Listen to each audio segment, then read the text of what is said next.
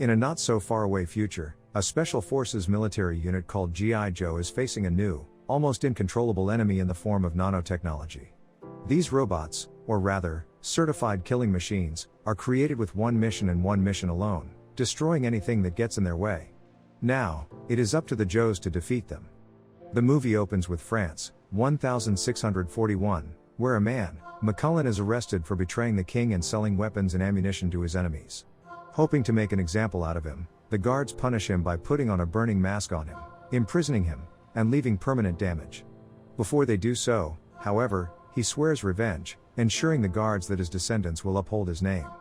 Afterward, in a not-so-far future, arms dealer James McCullen has revolutionized the weapon industry and created nanotech-based robots designed to eat metal and anything that comes in their way, making them capable of destroying entire aircraft, tanks, and even cities. This weapon is only deactivated when the kill switch is pressed, preventing the bots from doing more damage than intended. McCullen sells 4 warheads to NATO, as soldiers Duke and Ripcord are ordered to deliver them. While on their way to hand over the weapons, a high-tech aircraft, along with several other enemies, ambush their convoy, mercilessly claiming the lives of countless army men and stealing the case containing the warheads. Ripcord is injured during the attack while Duke continues with the mission, fighting and dodging his opponents as he attempts to find the case. However, he is surprised when the person responsible for the ambush and mass destruction is Anna Lewis, a woman who he has a history with. Confused over her intent and disposition, Duke attempts to reason with her, to no avail as she instantly greets him with hostility. After fighting and chasing her down, he can retrieve the case when Anna accidentally drops it and flees the scene. Not too long after, Duke and Ripcord are rescued by seemingly unknown soldiers with snake eyes. One of the mysterious Special Ops members tells Duke to give him the case. At first, Duke declines, but the head of the Joes, General Hawk, eventually dissuades him. Following this, Duke and Ripcord are taken to the pit, the Special Ops headquarters in Egypt. Upon arriving, General Hawk shows them the military base and explains that each member of the G.I. Joe team is specially trained to face and fight any chaos that may come their way, with advanced weaponry and technology to back them up. At the HQ, a hologram of McCullen appears and is informed about the ambush, with Duke explaining that someone had to sell them out due to the classified nature of the mission. Once McCullen leaves, one of Joe's informs the rest of the team of their visitor's disposition, not able to pick up what his intent seemed to be. As it turns out, McCullen was behind the ambush all along, hoping to retrieve the warheads back from General Hawk and have all the more power in his favor. To make matters worse, Anna appears to be working for him, and is seemingly involved in a relationship with him. This is made especially evident through the man's jealousy over Duke, accusing Anna of hesitating about her mission once she saw the man she had a history with. Putting his feelings aside, he eventually sends her off to continue with the mission. James' special attendant eventually joins in once Anna leaves, telling him that the mission would have already been done if he had sent him instead. Considering his options, he tells him to follow Anna. Meanwhile, James, also known as Destro, heads to his underwater lair where he stores his weapons and trains his men, or rather brainwashes them, to do as he wishes. His army is filled with men who apparently are now devoid of any fear or emotion, making them closer to a machine than a human. This is proven when one of his underlings, hidden by a mask, selects one of the men and orders him to approach a poisonous cobra and allow the snake to bite him. He does so without flinching and with no hesitation. As this is happening, the G.I. Joes attempt to garner information about the mysterious woman who ambushed their operation. Confidently, Duke explains that he knows her, revealing her name and identity, yet unable to expand on her intentions or what she wants to do with such advanced military technology. Nevertheless, her name and history help the team as General Hawk becomes more and more inclined to recruit them.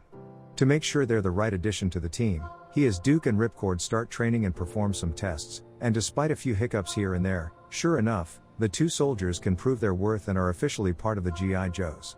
After this, Anna enters the G.I. Joe headquarters and attacks General Hawk, hoping to get her hands on the warheads as fast as possible. Just in time, the general presses the emergency button and notifies his team of the imminent danger. Instantly, the entire team is all hands on deck as they grab their weapons and prepare for combat. Anna fights several members of the team, giving each of them a good fight, until eventually, she realizes she's outnumbered and won't be able to accomplish the mission. As a result, Anna flees the scene, literally, empty-handed and, for the most part, defeated. Following this setback, Anna and James' special attendant return to him. As a result, James orders Anna to take the warheads to Paris and have them weaponized, asking her to test one before she comes back from her brand new mission to show how well they perform. Following Anna's attack, the G.I. Joe team gathers information about Anna, finding out that she is currently heading to Paris and is married to a renowned scientist, who James plans to use to his advantage, hoping to make the warheads stronger, more effective, and for their use to be even faster. However, to do so, Anna needs to act as the intermediary. Upon arriving in Paris, Anna is immediately affectionate with her husband, an action that does not go unnoticed by James' assistant, who is under direct orders to kill him if he even touches her. Unfazed by his threat, Anna continues with her mission as normal and attempts to convince her husband to make the warheads even more powerful. Reluctantly, her husband agrees to assist her. As this is happening, the Joes prepare themselves to travel to Paris to stop Anna from deploying the warheads.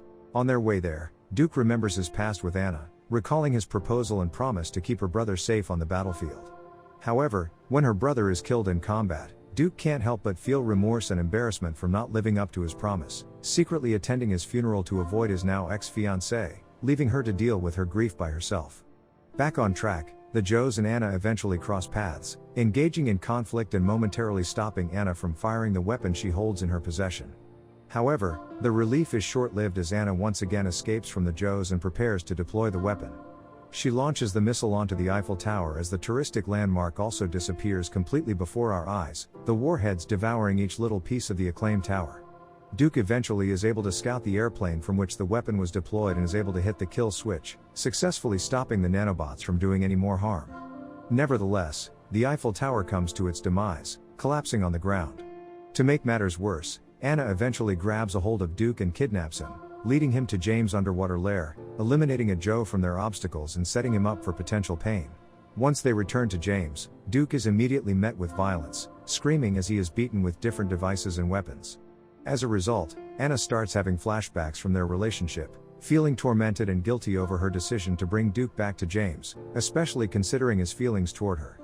Thanks to more of their advanced technology, the Joes are able to locate Duke and Anna fast enough, with the added bonus of finally tracking James' location.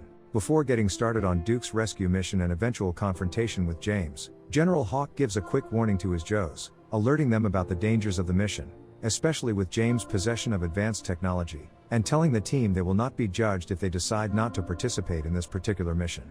As expected with their training, the Joes don't even bat an eye to his warning, showcasing iron courage as they prepare to take on the enemy. Meanwhile, James prepares to attack all the capitals of the countries in an effort to establish fear and a new world order, hoping to bring more power into his hands. The G.I. Joes eventually enter James' underwater lair, bypassing all sorts of security without a problem as they prepare to fight the enemy and potentially save the world. As they strategize their attack, Duke is tortured by the masked man from James' lair, who seems to be in control of the men and artifacts from this pseudo-military ground. The man seems eager to inflict pain upon Duke as the powerless soldiers question his identity. As it turns out, the man behind the mask is Rex, Anna's brother, who was presumed dead. Rex explains that he discovered a hidden scientific lab while on the battlefield, containing all sorts of revolutionary technology and information that might save the world. At first, he planned to retrieve the information, but when the owner of the lab returns, a warning is issued and an explosion goes off. However, just before it does, the scientist promises Rex to tell him everything if they both made it out alive. They eventually escape and Rex now withholds perfected scientific research he plans to use to hurt Duke. Before he does so, he tells Duke that Anna is unaware of his existence, and plans to keep it that way.